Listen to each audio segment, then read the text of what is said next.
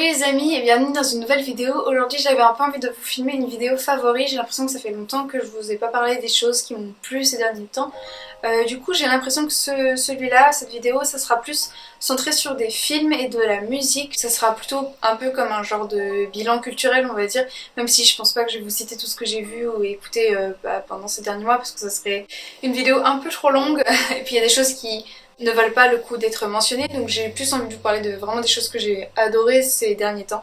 Du coup voilà. Si vous êtes nouveau ou nouvelle sur cette chaîne, bienvenue. Ici vous trouverez des vidéos essentiellement sur la mode et la seconde main et aussi sur l'illustration car c'est mon métier. Donc si ça vous plaît également, si c'est des sujets qui vous plaisent, n'hésitez pas à vous abonner. Et puis bah voilà, on va pouvoir commencer. J'ai donc mon téléphone avec ma petite liste de favoris. En fait ce que je fais c'est que j'ai une liste et donc à chaque fois que je filme une vidéo, je remplis ma liste. Une fois que la vidéo est finie, j'enlève tout ce qu'il y a dans la liste et au fur et à mesure je la remplis. Donc il y a des choses qui datent peut-être un petit peu. Mais voilà, on va voir ça ensemble. D'abord, on va parler de séries télévision. On a regardé avec mon copain WandaVision, qui est donc une série de l'univers Marvel avec la sorcière écarlate. Comment on l'appelle ? Scarlet Witch, je sais pas, oui, c'est ça. Scarlet Witch et Vision. Du coup, vous n'avez pas forcément besoin de voir tous les Marvel dans l'ordre pour comprendre ce qui se passe, même si je trouve quand même que la série vise un public qui connaît déjà un peu l'univers quand même.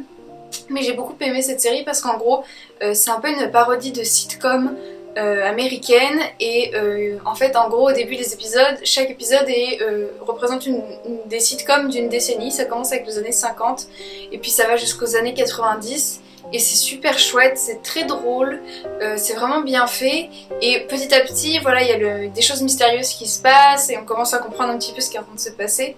Mais voilà, j'ai trouvé que c'était assez bien jaugé. En fait, le premier épisode, comme c'est vraiment une sitcom jusqu'au dernier moment de l'épisode, on est un peu en mode mais ils ont juste vraiment fait une sitcom où il va y avoir un truc un peu mystérieux qui va se passer. Et du coup c'est vraiment bien fait parce qu'on avait envie de regarder chaque épisode un peu. Après la fin j'ai trouvé que c'était un peu brouillon. Je sais que mon copain n'a pas du tout aimé la fin. Moi ça va, j'ai bien aimé, mais c'est juste, je trouve que les choses s'accélèrent, mais à la fin c'est un petit peu la dégringolade. Il y a des rebondissements qui sont peut-être un peu brouillons et un peu inutiles pour l'histoire je trouve. Mais après voilà, je trouve ça marrant. Et après dans le fond, si ça parodie des sitcoms, je trouve que c'est pas si idiot que ça parce que des fois dans les sitcoms il y a des rebondissements complètement stupides. Et donc je trouve que c'est assez marrant. C'était vraiment une bonne série. Voilà, j'ai hâte de voir la suite, j'espère qu'il y aura une suite en tout cas. Mais en tout cas j'ai eu pas mal d'autres retours positifs sur cette série, donc je pense que c'est quelque chose d'assez sympa à regarder pour la plupart des gens en tout cas. Mais voilà, mais je pense quand même qu'il faut avoir vu quelques films Marvel pour comprendre et appréhender un peu mieux certaines choses parce que c'est vrai que sinon vous risquez d'être paumé parce qu'il y a des personnages qu'on revoit de d'autres Marvel qui n'ont rien à voir avec Scarlet Witch ou Vision. Donc voilà, je trouve quand même que ça demande...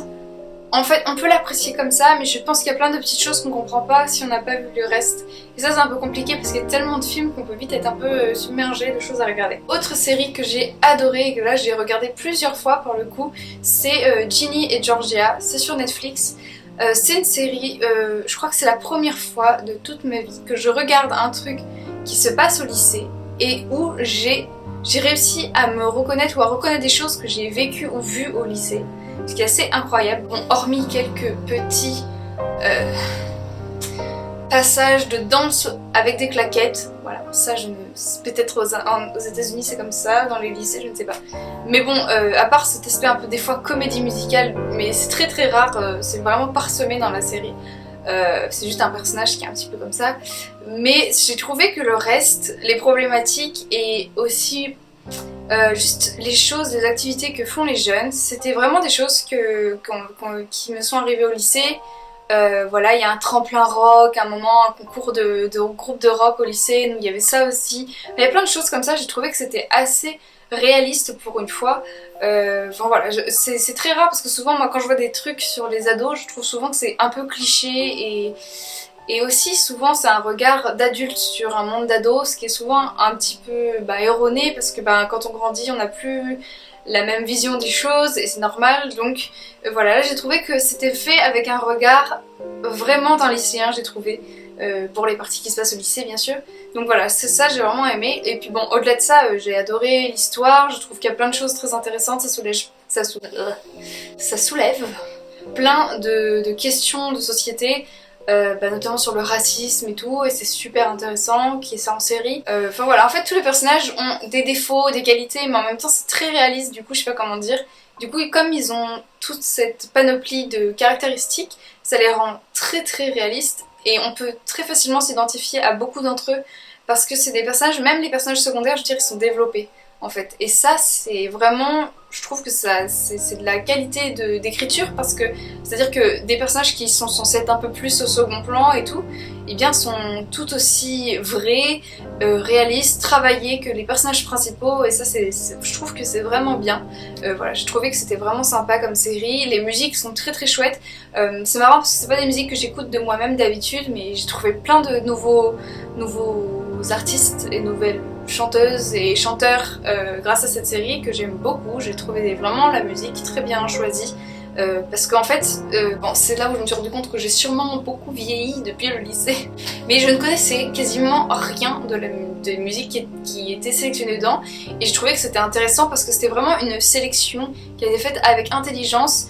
Parce que je sais pas si vous avez remarqué, mais dans les films et tout, très récemment, on met toujours les mêmes choses, c'est-à-dire Queen. Voilà, et puis ça s'arrête là.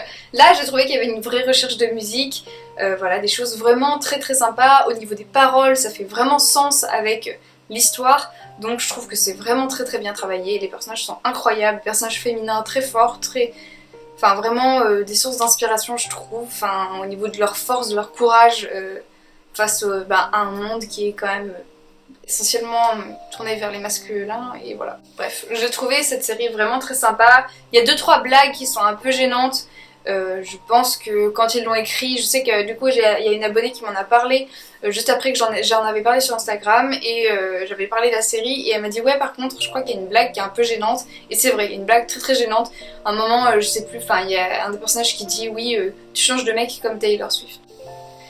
Bah, cette blague elle est nulle, enfin genre fallait pas écrire ça c'est un peu naze. Je trouve que surtout dans une série qui quand même inculque des trucs un peu féministes et tout, faire ce genre de blague c'est un peu moyen, c'est pas drôle en plus, enfin on s'en fiche quoi, enfin Taylor Swift a le droit de faire ce qu'elle veut de sa vie amoureuse, je trouve que c'est ce genre de blague, je la trouve vraiment nulle en fait. Bon, voilà, mais c'est une blague dans toute la série est très très sympa, mais voilà, c'est vrai que il y a cette blague qui est un peu dommage. Donc très très bonne série à regarder sur Netflix, ça se regarde très très vite, il n'y a pas beaucoup d'épisodes, et il y aura bientôt une saison 2, donc j'ai vraiment hâte. Ensuite on continue mais avec du cinéma. En fait avec mon copain on avait très envie de regarder des films avec Jackie Chan, voilà, parce qu'en fait voilà, on commençait à se renseigner un peu sur ses films et tout, à se rendre compte que il faisait des cascades de dingue, puisqu'il fait toutes ces cascades par lui-même.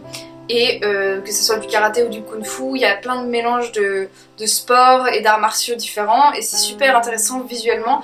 Et en fait ce qui est super cool dans les films de Jackie Chan, c'est que du coup ces cascades à lui, c'est pas des plans coupés toutes les demi-secondes, c'est des plans des fois qui durent plusieurs secondes, et il fait des enchaînements de mouvements incroyables, alors qu'on a l'habitude maintenant, vous ferez peut-être attention à ça après, mais que dans les scènes d'action, je sais pas si vous avez remarqué, mais ça coupe très très vite, c'est très saccadé.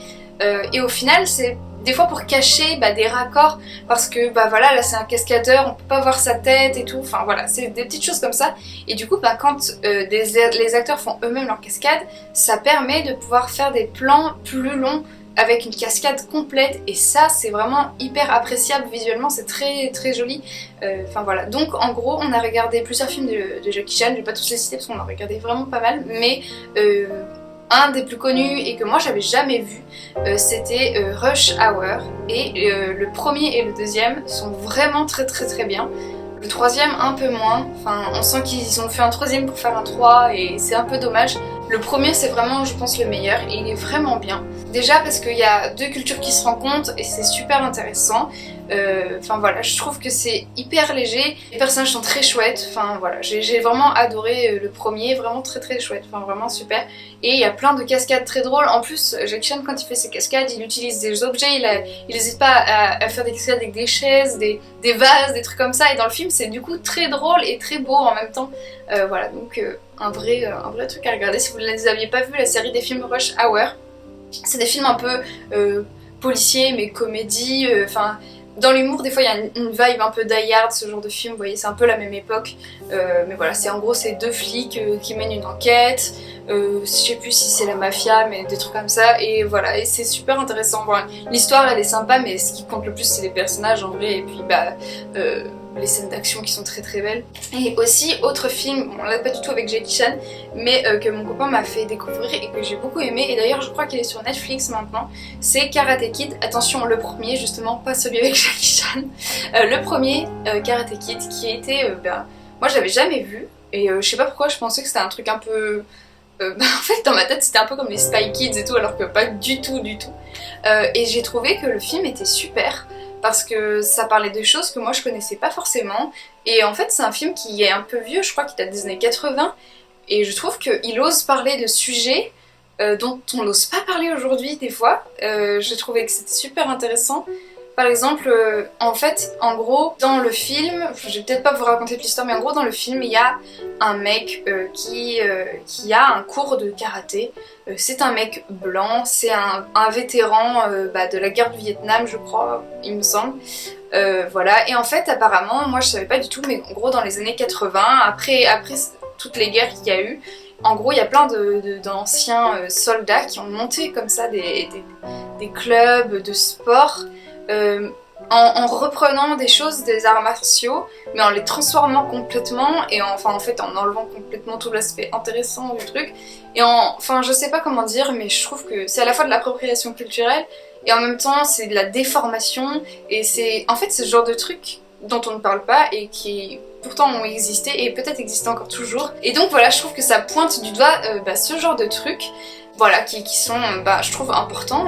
Et en fait, pour un film des années 80, ça parle de choses qui se passaient genre à peine 10 ans avant, quoi, en fait, et même sur le tas. Et je trouve que des fois, nous, on n'ose pas dénoncer des choses comme ça, affreuses, qui ont lieu, en fait, pendant qu'on vit, là, en ce moment, dans les films, quoi. À part quand on fait un film d'époque, genre, on fait un film d'époque, on parle des nazis, voilà, ça c'est plus facile maintenant parce qu'on a du recul.